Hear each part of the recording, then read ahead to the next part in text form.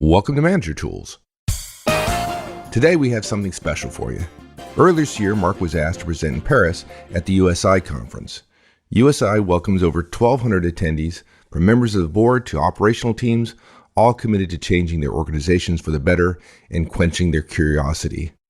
Mark's speech, which by the way was the second highest rated speech of all 40 sessions, was titled, "What You Have Been Taught About Management is Wrong."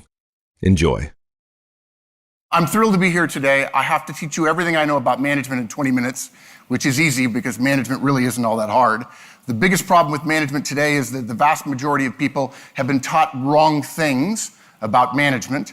It's especially prevalent right now thanks to social media and many other things that go on day to day that make people confused about how to manage people to be more effective.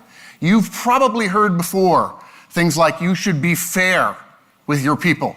I'm sure the people in human resources tell you that. You should be fair because we want to treat everyone equally. This is wrong. Absolutely wrong. If you treat everyone equally, then the people who are doing the most and people who are doing the least are being treated the same, which is not what your organization wants from you. They want you to get the most out of everyone, which means treating everyone differently, depending upon each individual person. You've probably heard that you're supposed to become friends with the people who report to you. This is insane. You should not do this. To be a friend with your directs, with your team, is to create a dual role between manager and friend, which is a bad idea. Now, there's nothing wrong with being friendly with the people who work with you. There's nothing wrong with drinking, having a good time. There's nothing wrong with spending time together outside of work. But there is a difference between being a friend and being friendly. You've probably heard that the most important thing is the team. But in fact, when you think about it, teams do not exist. And teams do not accomplish work. Teams get rewarded, teams get talked about, but in fact, it is individuals who perform. And so therefore, managers should not manage their team. They should manage each person on the team. You've probably heard something like millennials, young people today, people like my wife Rhonda and I's children, that we should manage them differently. If you're a millennial, I'm sure you love this. Your manager tells you how important you are and how special you are. It's not true. I'm so sorry. Everyone is special, not just millennials. But more importantly, we shouldn't manage people based on the group they are in. If you learn the basics of management, you learn that perhaps the most important thing is to get to know the individual person who is working for you. I know 25-year-olds who are just like 50-year-olds that I know. If you manage everyone who's 25 as if they're in the same group, it's a bit like me telling a woman who works for me that I'm going to manage her the same way I manage all the other women who work for me. Ladies, how does that feel? It's not appropriate. It doesn't work. You've probably heard that Asians are different. I know that you've heard Americans are different and impossible. You've probably heard that Indians are different. We have a similar saying about the French, by the way. Luckily, the French are different. Thankfully. But look, you don't manage people based on their gender or the color of their skin or where they grew up or what flag they salute. These things are not important. People are the same everywhere in the world, no matter where I go. What I'm about to tell you, I have presented on every continent in the world except Antarctica, and there's nobody there. And I will tell you, it doesn't matter where I go. I'm always hearing that Americans are like cowboys. Well, I know some people who work here in Paris, and they feel just like American cowboys to me. And I know some Americans who are very quiet and very reserved. And if you manage an American based on that stereotype of an American, you may not be getting the typical American. Something else that people get told a lot today is, oh, you should be very honest with your boss. The people who are telling you this are very young. They have never been fired because they told their boss, I think you're an idiot. Now, there's nothing wrong. There is nothing wrong with telling your boss, hey, I disagree about that. We might consider this, or maybe we ought to look at it this way. That's fine. But the idea that if your boss says to you, I want you to tell me what I could do better, and you have a list, 1, 2, 3, 4, 5 things, and you wonder why your boss doesn't like you, I can tell you why. It's because you're stupid. Now, a lot of what we hear about management is what I call fantasy management. This is the way things should be. Hopefully you won't hear me say the word should for the rest of the time this morning. But if you read a book about management, and Francois said, whatever you do, don't come without your book being published. My book comes out in a couple of weeks. It's about what we're going to talk about today. It's called The Effective Manager. But if you read the word should in a management book, and I paid an editor to take it out of my entire book, if you read the word should, you should be very careful. It implies something that's probably not true about working with other people. If you want to be an effective manager, it's actually not that hard. It really isn't. And it starts with 2 things. There are 2 things you're responsible for as a manager. The 2 biggest. There's a lot of things that your boss will tell you you have to do. But there are 2 things that matter more than anything else. If you understand these 2 things, everything you're going to do as a manager is easier. What's funny is, I bet almost no one in this room knows what the 2 things are. You probably think you do. In fact, if I asked you, you would say, oh, you need to listen. Yes, listening is good.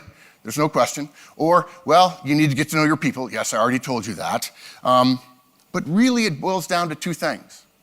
When I sit down with CEOs or vice presidents and we talk about the caliber of management in a company, we look at individual managers. We have single sheets of paper, and the first thing on the top of the list, right underneath the person's picture and their name, is what results do you get?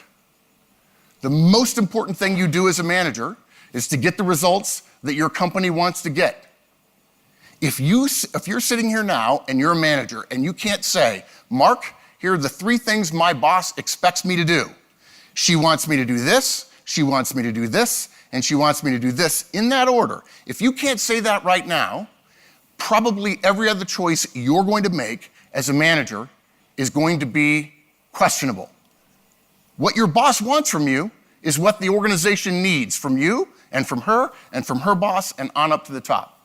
And what most managers are worried about is very different from that. If you have more than about 10 things to do, that probably means you're talking about activities or tasks or projects that you're working on, all of which may be important, but those are not your results. One of the first things we tell new managers is go talk to your boss and find out what he or she wants from you.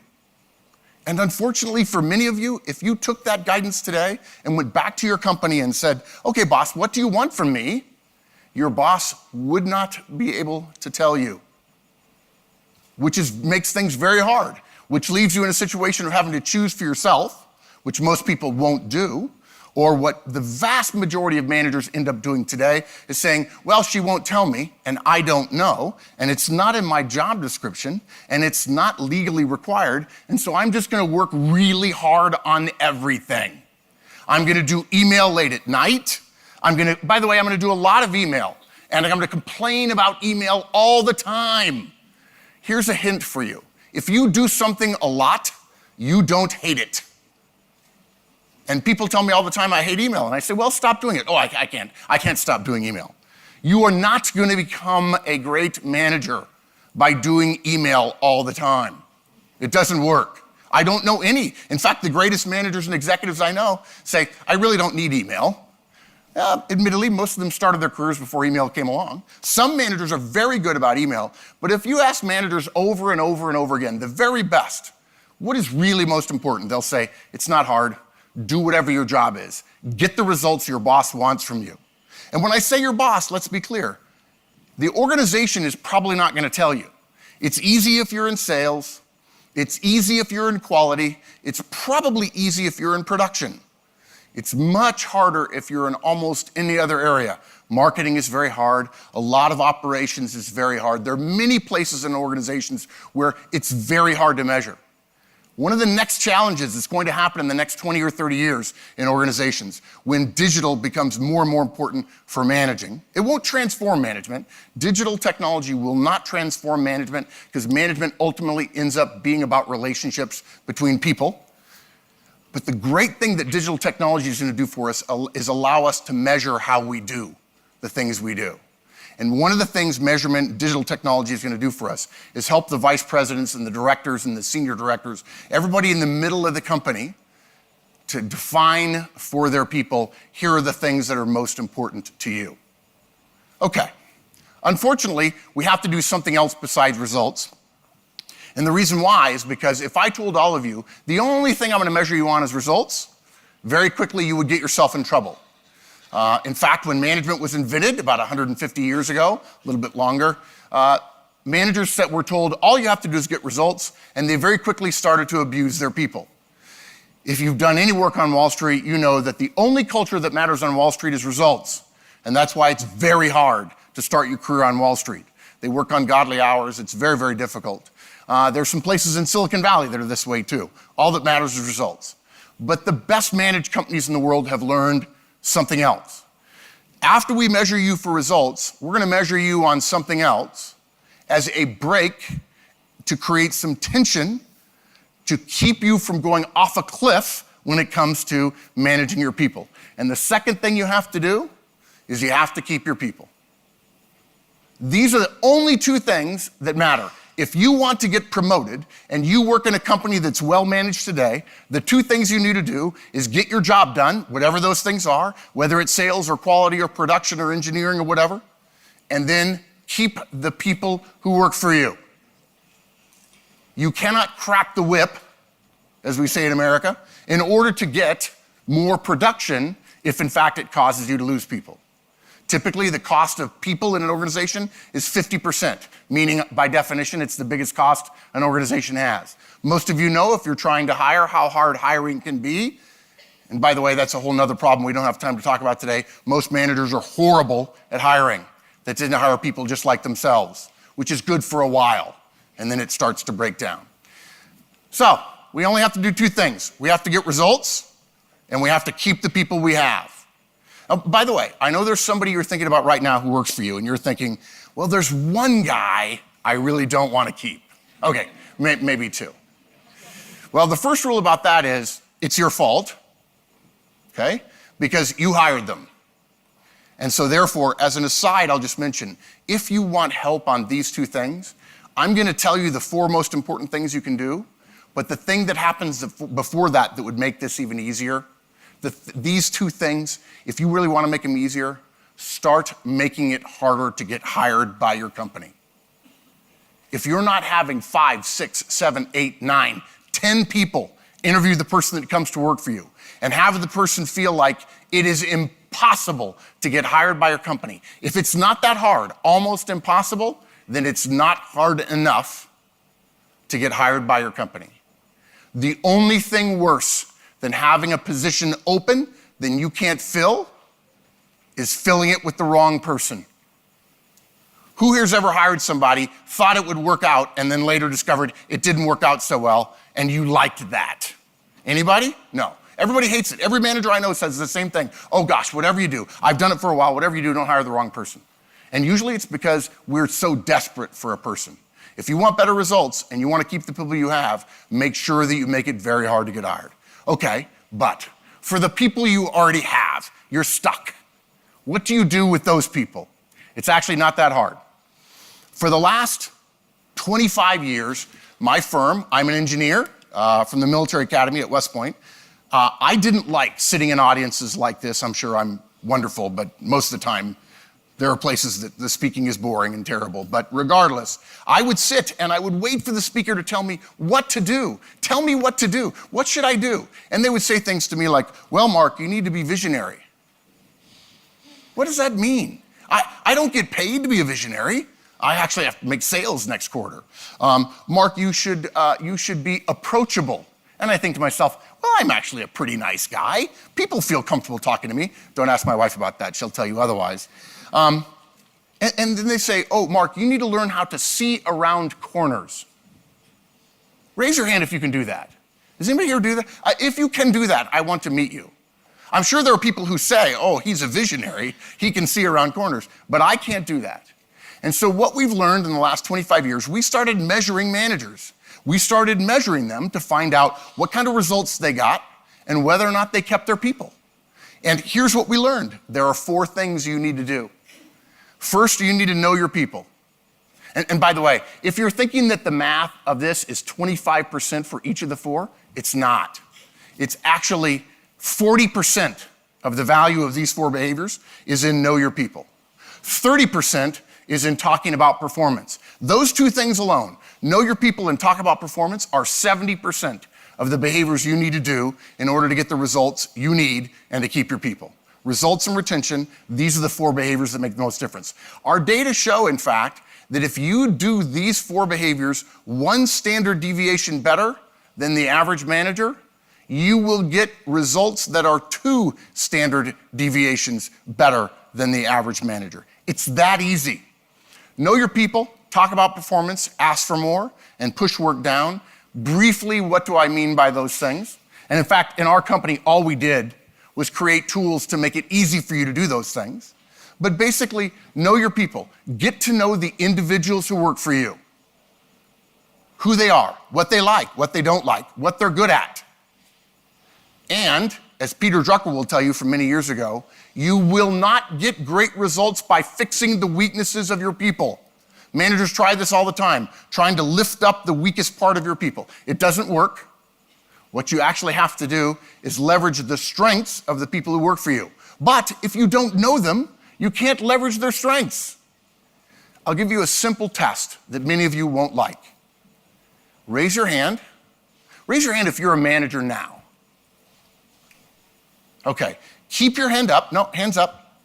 Keep your hand up if you can name the first name of every child of the people who report directly to you.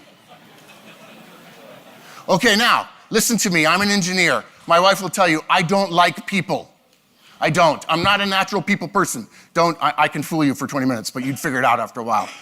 Listen to me. What makes you think you can get the last full measure of work performance out of someone when you don't know the names of the people most precious in the world to them? You won't. It doesn't work. Ultimately, management, as frustrating it is for an engineer to admit, the most important thing you could do as a manager is get to know the person who works for you, one at a time. And by the way, not the whole team. You don't have a relationship with a team. I'm not having a relationship with an audience right now. I'm developing a relationship with each one of you. That's how relationships work. Okay? So get to know your people. And the way we recommend you do that, by the way, is one-on-ones. And I know you're all telling me you're too busy, but all it means is a half an hour, once a week, with each one of the people who reports directly to you. I know you're too busy, but I taught 2 presidents in the White House how to do this, and they did them. He's busy. We're not. Okay? Believe me, you have time. By the way, less TV and less email. You have all kinds of time. Secondly, talk about performance. What do you want from your boss? I bet you. Let me ask you a simple question. Raise your hand if you would like to know more often, whether it's good or bad, provided it's done politely. Raise your hand if you'd like to know more often how you're doing from your boss. Look around. It's almost everyone. This is what everyone says. But no manager ever does it very well. And mainly it's because you've done it before and it went poorly and so on. So our feedback model just simply teaches you a way to talk to your people about performance. If they do something good, tell them. Good feedback happens in 5 to 10 seconds, no more. If you're having 15-minute conversations to make one point, you're taking too long and you're talking yourself out of it too much. The third thing, ask for more. What great bosses do is they get to know you, they establish your skills, and then they say to you, I believe you can be more.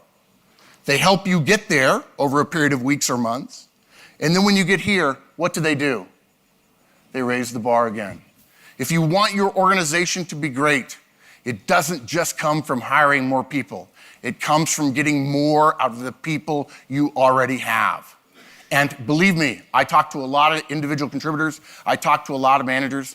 If every manager simply got every person's maximum potential performance out of them, you wouldn't have to hire anybody in your firm for years and years and years, which is good because most of us are terrible at hiring. And lastly, many of you are uncomfortable with sharing your work, but if you want to create people who can take over your job, you've got to be willing to take some of the work that you're doing now and push that work down to the next layer.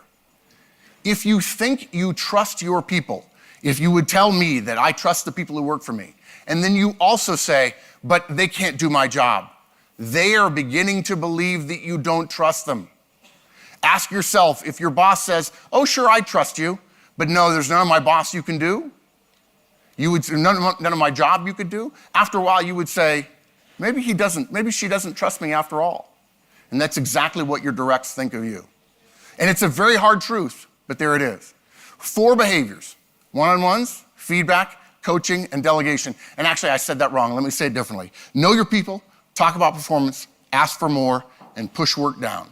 And I'll say one more thing. We've got tools here, and we have a podcast. I think it was mentioned. Our podcast is listened to 1.2 million times a month in every country in the world except North Korea. We don't have data about North Korea. And maybe it's good that it's not listened to in North Korea. I've presented what you're hearing today in Iraq and Afghanistan and Somalia. I've done it in Syria. We've done it in China. We've done it everywhere in the world. We've done it in Moscow, done it in Mongolia. Everywhere I go, management is the same. And everything you need to know about how to achieve these 4 things is available for free in our podcast. The mission of our firm, Manager Tools, is to make every manager in the world effective, whether they can afford to get better or not. Our job is to make you more effective, and all you have to do, unfortunately, is listen to me, because that's who's on the podcast. And also my book comes out in a couple of weeks, The Effective Manager, which talks about how to do one-on-ones, how to give feedback, how to coach, and how to delegate. Because I know, as a manager, that's what you want to know. How do I do these things? Thank you. This podcast was produced by Manager Tools. Manager Tools creates actionable management guidance every single week. To receive additional materials via our newsletter and to find products for situations you may face as a manager or a professional, go to www.manager-tools.com. Search for Manager Tools on Facebook, Twitter, and LinkedIn.